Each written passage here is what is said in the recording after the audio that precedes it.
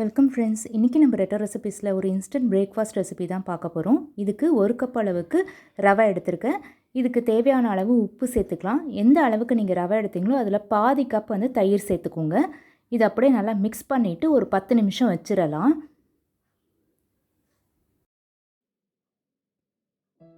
இப்போ ஒரு பேனில் 1 டீஸ்பூன் எண்ணெயை சேர்த்துட்டு அதில் 1 டீஸ்பூன் அளவுக்கு சீரகம் சேர்த்துருக்கேன். சீரகம் பொரிய ஆரம்பித்த உடனே ஒரு மீடியம் சைஸ் வெங்காயம், கொஞ்சமாக குடமிளகா, நான் 3 கலருமே சேர்த்துருக்கேன்.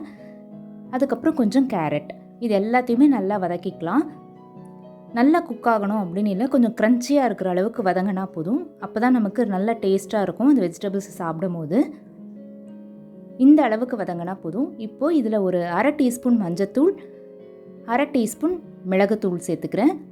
அப்புறமா ஒரு 1/4 டீஸ்பூன் ஃப்ளாக்ஸ் சீட்ஸ் சேர்த்துருக்கேன். இது தேவையில்லை அப்படின்னா நீங்கள் ஸ்கிப் பண்ணிடலாம்.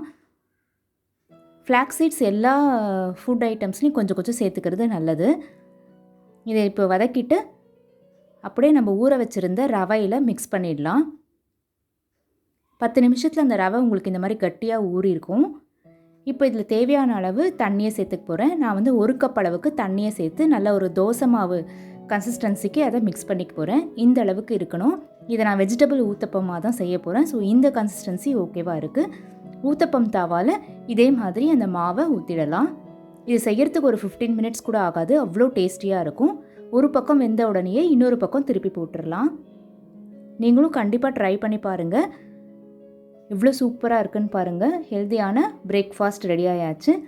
நீங்கள் ட்ரை பண்ணிங்கன்னா இந்த ரெசிபியோட இமேஜை இன்ஸ்டாவில் கூட நீங்கள் ஷேர் பண்ணலாம். நான் இப்போது சூடான குருமாவோட சர்வ் பண்ணுறேன். இது பிடிச்சிருந்தா ஒரு லைக் கொடுங்க. நம்ம சேனல் mythilis ரெட்டோ ரெசிபீஸை மறக்காமல் சப்ஸ்கிரைப் பண்ணிவிட்டு கூடவே வர பெல் ஐக்கனையும் கிளிக் பண்ணிக்கோங்க. தேங்க்யூ.